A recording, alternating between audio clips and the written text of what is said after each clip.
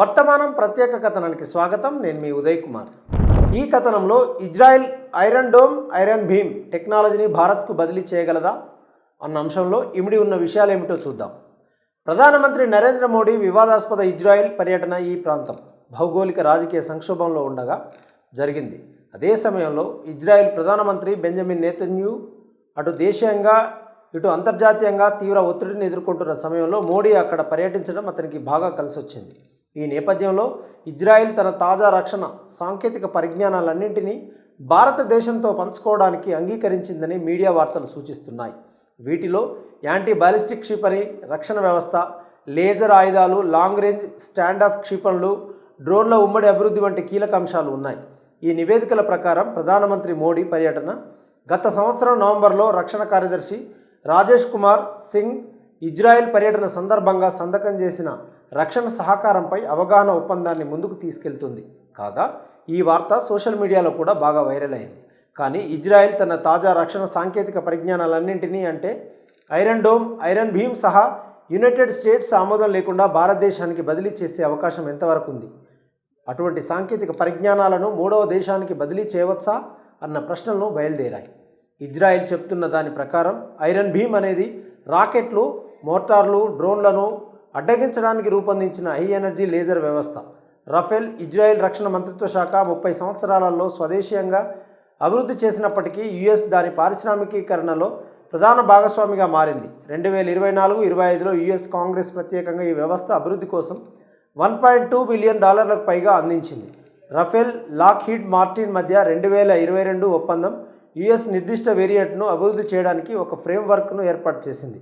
2026 ప్రారంభంలో ఈ సాంకేతికత యుఎస్ సైన్యం నిర్దేశిత ఇంధన కార్యక్రమాలతో అమలవుతుంది.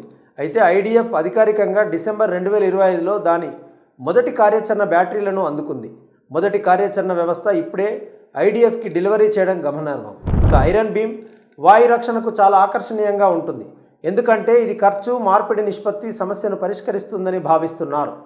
నేటి అట్రిషన్ వార్ఫేర్లో ఒక శత్రువు 500 డ్రోన్లను ప్రయోగించడం ద్వారా డిఫెండర్ను దివాలా తీయవచ్చు. వీటిని కూల్చివేసేందుకు $50,000 విలువ చేసే ఇంటర్సెప్టర్ క్షిపణి అవసరం. క్షిపణ రక్షణపై యుఎస్, ఇజ్రాయెల్ మధ్య సహకారం ప్రపంచంలోనే అత్యంత సంక్లిష్టమైనటువంటి రక్షణ భాగస్వామ్యాలలో ఒకటి. ఉదాహరణకు ఐరన్ డోమ్కు యుఎస్ భారీగా నిధులు అందించింది. దీనికి విరుద్ధంగా ఐరన్ భీమ్ను ప్రారంభంలో దేశీయంగా నిధులు సమకూర్చి అభివృద్ధి చేశారు. కానీ అది ఇప్పుడు పూర్తిగా జాతీయ కార్యక్రమం కాదు. ఇది ఇప్పుడు యుఎస్, ఇజ్రాయెల్ సహా అభివృద్ధి ఎకోసిస్టంలో ఉంది. అంటే వాషింగ్టన్ ఇజ్రాయెల్ ఐరన్ భీమ్ ఎగుమతుల అంశాన్ని స్వయంగా నియంత్రిస్తుందని కాదు, కానీ యుఎస్ నిధులతో లేదా యుఎస్ ఉపవ్యవస్థలు, భాగాలు లేదా సాంకేతిక డేటాను కలిగి ఉన్న ఏదైనా కాన్ఫిగరేషన్ ఎగుమతి చేస్తే సాధారణంగా యుఎస్ ఎగుమతి నియంత్రణ సమీక్షను ప్రారంభిస్తుంది. కాబట్టి ఇజ్రాయెల్ ఈ సాంకేతికతను యుఎస్ ఆమోదం లేకుండా భారతదేశానికి బదిలీ చేయగలదా అన్నదే ప్రశ్న. ఇజ్రాయెల్లో తయారు చేసినప్పటికీ యుఎస్ ఫెడరల్ చట్టం కఠినంగా ఉంటుంది.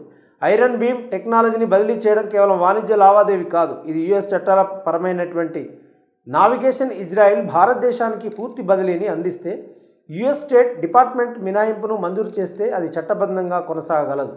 యుఎస్ నిధులతో సంబంధం ఉన్న ఏదైనా సాంకేతికత యుఎస్ చట్టానికి లోబడి ఉంటుందన్నది సాధారణ విషయం. ఈ చట్టాలలో ఉన్న ప్రత్యేకత ఏమిటంటే ఆయుధాల ఎగుమతి నియంత్రణ చట్టం. ఇది రక్షణ ఎగుమతులను నియంత్రించే ప్రాథమిక యుఎస్ చట్టం. యుఎస్ ఆర్థిక సాయంతో అభివృద్ధి చేసిన ఏదైనా సాంకేతికతను యుఎస్ స్టేట్ డిపార్ట్మెంట్ నుండి స్పష్టమైనటువంటి రాతపూర్వక అనుమతి లేకుండా మూడవ పక్షానికి బదిలీ చేయరాదని ఇది ఆదేశించింది. యుఎస్ ఐరన్ భీమ్ కోసం $1 బిలియన్ పైగా అందించినందున వాషింగ్టన్ దాని ఎగుమతిపై చట్టపరమైన హక్కును కలిగి ఉంది. లేజర్ మెదడు ఇజ్రాయెల్ అయినప్పటికీ శరీరం యుఎస్తో విడదీయరాని విధంగా ముడిపడి ఉంది. మరొకటి ITAR international traffic in arms regulations. ఒక వ్యవస్థను అభివృద్ధి చేసే సమయంలో ఒకే ఒక యుఎస్ సాంకేతిక డేటా ఉంటే అది ఐటీఏఆర్ కిందకు వస్తుంది. ఐరన్ భీమ్ విషయంలో లాక్హీడ్ మార్టిన్ భాగస్వామ్యం ద్వారా అభివృద్ధి చేసిన కూలింగ్ సిస్టమ్, సెన్సార్లు వంటి యుఎస్ మూల భాగాలు అంటే అది ఐటీఏఆర్ కిందకు వస్తుంది. ద్వైపాక్షిక ఒప్పందాల ప్రకారం యుఎస్ స్టేట్ డిపార్ట్మెంట్ నుండి రాతపూర్వక అనుమతి లేకుండా సంయుక్తంగా అభివృద్ధి చేసిన సాంకేతికతను భారతదేశం వంటి మూడవ దేశానికి బదిలీ చేయకుండా ఇజ్రాయెల్పై నిషేధం ఉంది. దీని అర్థం భారతదేశంతో ఏదైనా ఒప్పందం కోసం ఇజ్రాయెల్ యుఎస్కి అధికారిక మూడవ పక్ష బదిలీ అభ్యర్థనను సమర్పించాలి. దానితో పాటు ఎండ్ యూజర్ మానిటరింగ్ కూడా వస్తుంది. చైనా లేదా రష్యా వంటి ప్రత్యర్థులకు ఈ సాంకేతికత లీక్ కాకుండా చూసుకోవడానికి భారతదేశంలో ఈ సాంకేతికత ఎలా ఉపయోగిస్తున్నారో తనిఖీ చేసే హక్కు యుఎస్కు ఉంది. ఇక్కడ మరొక విషయం ఏమంటే iron dome, David sling, euro, iron బీమ్లకు నిధులు సమకూర్చే బాధ్యత యుఎస్ కాంగ్రెస్ తీసుకుంది. ఎన్డీఏఏ నిబంధనలు సాధారణంగా యుఎస్ ఇజ్రాయెల్ సహకారం వెరసి యుఎస్ వీటి ఎగుమతిపై నియంత్రణ ఉంది. అంటే ఇక్కడ ఇజ్రాయెల్ భారతదేశానికి అందించగల స్వంత సాంకేతిక పరిజ్ఞానం లేదని స్పష్టమవుతుంది. ఇక ఐరన్ బీమ్ తర్వాత ఐరన్ డోమ్ టెక్నాలజీ గురించి బాగా చర్చ జరుగుతుంది. ఇది ఐరన్ బీమ్ కంటే మరింత కష్టం. ఐరన్ డోమ్కు యుఎస్ నిధులు అందించింది. అందువల్ల యుఎస్ ఎగుమతి నియంత్రణ ఈక్విటీలతో భారీగా ముడిపడి ఉంది. 2011 నుండి ప్రత్యేకంగా ఐరన్ డోమ్ ఉత్పత్తి, ఇంటర్సెప్టర్ భర్తీ కోసం యుఎస్ $1.3 బిలియన్ పైగా అందించింది. ఈ ఏర్పాట్లలో భాగంగా యుఎస్ క్షిపణి రక్షణ సంస్థ ఐరన్ డోమ్ సాంకేతికతకు సంబంధించిన ఈ యాజమాన్య హక్కు అమెరికాదే. 2014 యుఎస్ ఇజ్రాయెల్ సహా ఉత్పత్తి ఒప్పందం ముఖ్యమైనటువంటి టామిర్ ఇంటర్సెప్టర్ తయారీని యుఎస్కి మార్చింది. రేథియాన్ రాఫెల్ సంస్థ యుఎస్ భాగస్వామి. ఇది తమీర్ క్షిపణి భాగాలను ఉత్పత్తి చేస్తుంది. వీటిని ఇజ్రాయెల్లో అసెంబుల్ చేస్తారు. అసలు ఇజ్రాయెల్ ఐరన్ డోమ్ను ఇతర దేశాలకు ఎగుమతి చేసిందా అని వాకప్ చేస్తే మనకు తెలిసిందేమంటే ఇజ్రాయెల్ ఐరన్ డోమ్ సంబంధిత సామర్థ్యాలను అజర్బైజాన్తో సహా కొన్ని దేశాలకు ఎగుమతి చేసింది. కానీ పూర్తి డిజైన్ అయితే కాదు. యుఎస్ సైన్యం తాత్కాలిక సామర్థ్యంగా 2 బ్యాటరీలను కొనుగోలు చేసింది. యుఎస్ కమాండో సిస్టంలతో లోతైన ఏకీకరణ కోసం ఇజ్రాయెల్ పూర్తి సోర్స్ కోడ్ను అందించడానికి నిరాకరించినందున ఈ కార్యక్రమాన్ని పాక్షికంగా తగ్గించారు. ఇది యుఎస్తో కూడా ఇజ్రాయెల్ కోర్ సాఫ్ట్వేర్కు ఎంత రక్షణగా ఉందో చూపిస్తుంది. ఇజ్రాయెల్ మరొక దేశానికి పూర్తి ఐరన్ డోమ్ సోర్స్ కోడ్, పూర్తి ఇంటర్సెప్టర్ డిజైన్, డేటా ఎగుమతి నియంత్రణ, స్ట్రింగులు లేని సావరిన్ ఉత్పత్తి హక్కులను అప్పగించిన సందర్భం లేదు. కాబట్టి యుఎస్ తప్పనిసరిగా అటువంటి బదిలీలపై వీటోను వినియోగిస్తుందని సహకారం ఇజ్రాయెల్ భారతదేశానికి పూర్తిగా స్వదేశీ నిర్మాణాన్ని అందిస్తే అది సూత్రప్రాయంగా యుఎస్ ఆమోదం లేకుండా అలా చేయవచ్చు. కానీ ప్రస్తుత ఐరన్ డోమ్ ఎగుమతులు ఏదైనా ఆచరణాత్మక ఐరన్ భీమ్ కాన్ఫిగరేషన్ యుఎస్ నిధులు ఐపీతో లోతుగా ముడిపడి ఉన్నాయి. కాబట్టి ఆచరణలో యుఎస్ వీటో పాయింట్లు ఉన్నాయి. అందుకే అమెరికా కాంగ్రెస్ నివేదికలు ఈ వ్యవస్థను ఉమ్మడి కార్యక్రమాలుగా పరిగణిస్తాయి. ఇజ్రాయెల్ క్షిపణులను భారతదేశానికి బదిలీ చేయడానికి ఈ పరిమితులు వర్తించవని అంటున్నారు. భారతదేశం ఆసక్తి చూపుతున్న క్షిపణి ప్యాకేజ్ ప్రధానంగా ఇజ్రాయెల్ ఐపీ తయారీకి సంబంధించినదిగా కనిపిస్తుంది. వాటిలో చాలా ఇప్పటికే భారతదేశంలో వాడుతున్నారు.